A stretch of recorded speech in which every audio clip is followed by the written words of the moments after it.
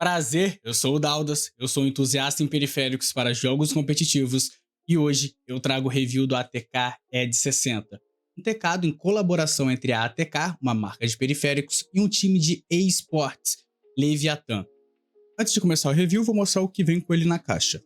Tem aqueles papelzinho como o manual de instrução, papelzinho de garantia, pezinhos antiderrapáveis para você colocar atrás do teclado e substituir caso o seu descole, uma tecla de barra de espaço extra, uma arte diferente da que já vem com ele, aquele removedor de keycap switch horrível de plástico, uma chavinha para você modificar o seu switch TTC magneto, só que não tem como modificar porque você tem que ter o stem diferente, um cabo branco e por último removedor não, né? Um anti-poeira para você colocar em cima do seu teclado quando você não estiver utilizando ele. Este teclado possui duas versões, a Player Edition e a Extreme ou Discovery Edition, e a única diferença entre essas duas versões é que a versão Extreme, né, que é essa versão aqui, muda o Rapid Trigger de 0.05 por 0.05. Por exemplo, você pode colocar 0.1, enquanto a outra você teria que colocar 0.1 ou 0.02.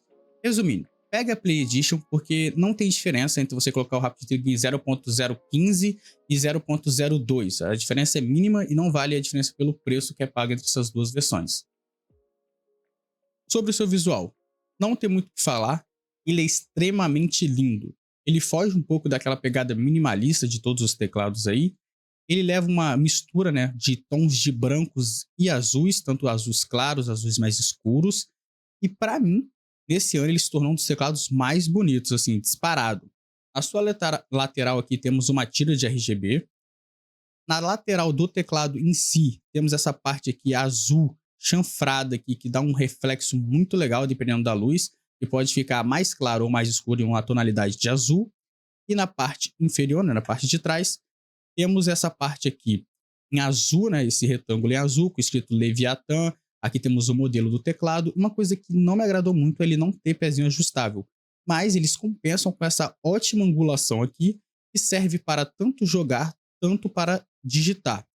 Resumidamente, a construção desse teclado aqui é muito boa, ele é feito inteiramente de alumínio, tem uma textura boa, os pezinhos dele de borracha ali para antiderrapar são bem bons, servem bastante, e eles vêm aqueles extras que eu mostrei no começo do vídeo. No quesito construção, nota 9,5. A tecla desse teclado aqui é PBT, ela é die sub, ou seja, ela não vai ser vazada, e por isso não há necessidade dela ser double shot.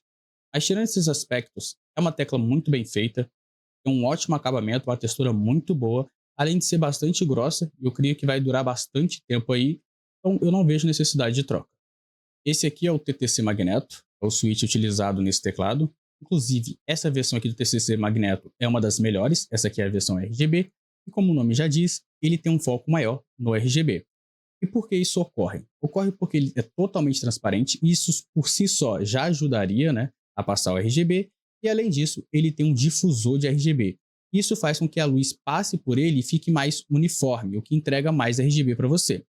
Além disso, a sua estabilidade é muito alta, e isso se deve ao seu stem. Stem é essa parte aqui vermelha, e ela faz com que a tecla não deslize, né, nas laterais. Por que a tecla deslizar, né, pelas laterais seria um problema? Seria porque caso você treme a tecla, ela poderia ativar o Rapid Trigger e isso acabar ocorrendo algum clique acidental. E com esse switch aqui, eu não tive problemas utilizando em 0.01, então para mim esse aqui foi o melhor switch que eu testei até agora.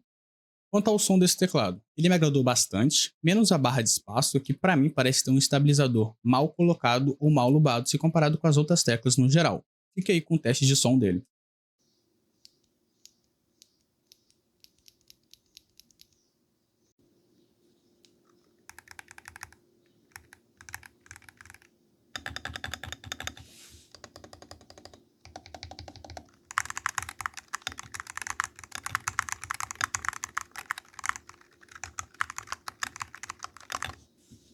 O RGB dele é virado para o sul. No caso você queira trocar de recap e queira usar uma vazada, tome bastante cuidado porque talvez o RGB não fique tão forte devido a isso. E eu também acho um crime você trocar as keycaps desse teclado.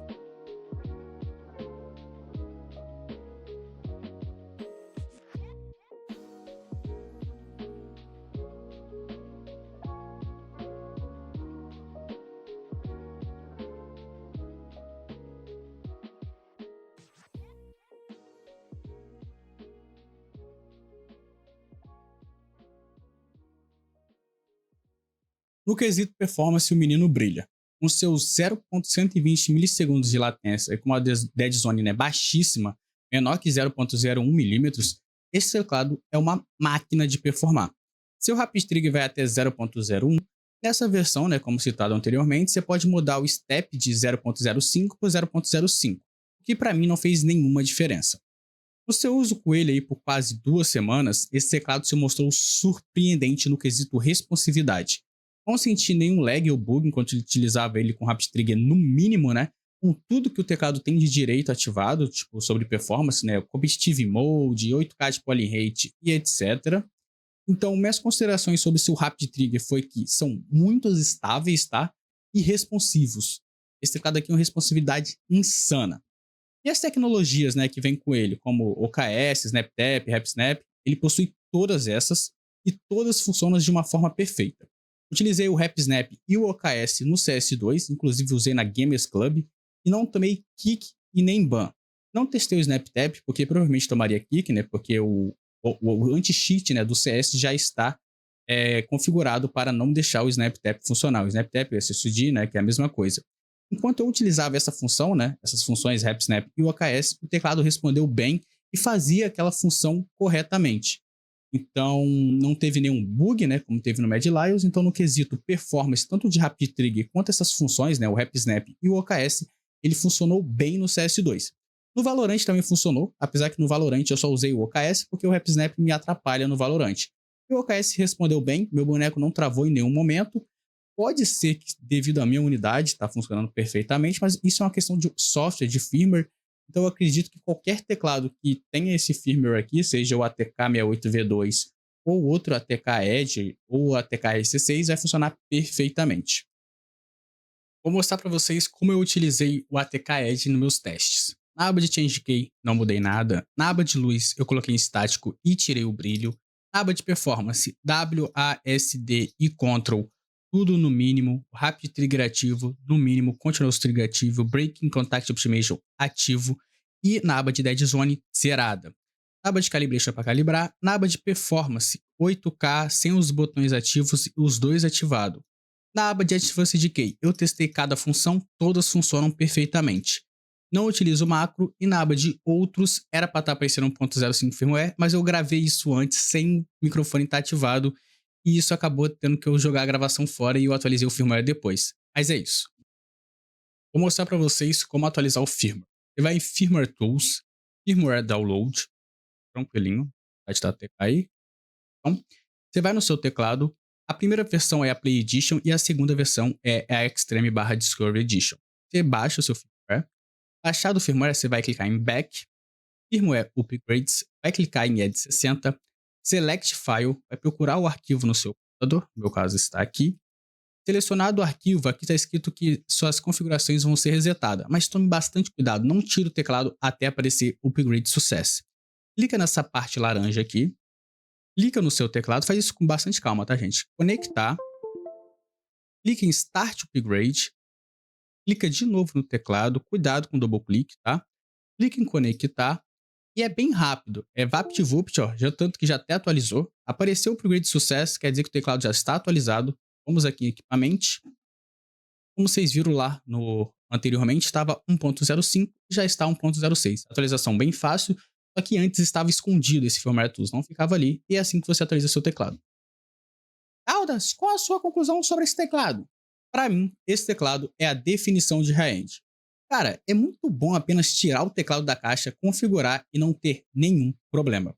Não precisei trocar switch, calibrar o teclado 50 vezes, apenas coloquei o Rapid Trigger no mínimo, coloquei o máximo de performance que tinha lá, modo competitivo, modo sei lá o que, blá blá blá, e não precisei me preocupar mais. O teclado é muito bom, bonito e a construção é fenomenal. Tanto que esse teclado aqui em quesito latência e Dead Zone é um dos 5 melhores do mundo. Os únicos pontos negativos que eu vejo são a atualização de firmware, que foi bem problemática. Eu tive que ficar 2 dias quase ali, um dia inteiro na verdade, sem mexer no teclado, porque eu achei que tinha brincado ele. E os acessórios que vieram com ele. O removedor de plástico, pra mim, não tem cabeamento, tá? Aquele removedor de plástico lá amarelo, é horrível aquilo. E não ter switch extras. Foi a única coisa que, tipo assim, eu vi como ponto negativo desse teclado. Tirando isso, excelente teclado. Quase beira a perfeição pra mim, tá? é bonito, tem uma performance legal e não tem problema com o Rapid Trigger. Isso para mim foi essencial. Então é isso, rapaziada. Essa foi minha conclusão sobre esse teclado. E assim, mais um vídeo vai chegando ao fim. Espero que você tenha gostado. E caso tenha gostado, por favor, deixe o like, deixe seu comentário aí embaixo e se inscreva no canal. Aí embaixo tem todas as minhas redes sociais, assim como o meu Discord, que é onde eu tiro dúvidas. E estamos em busca de criar uma comunidade enorme. Então, por favor, entre lá e divulgue o Discord.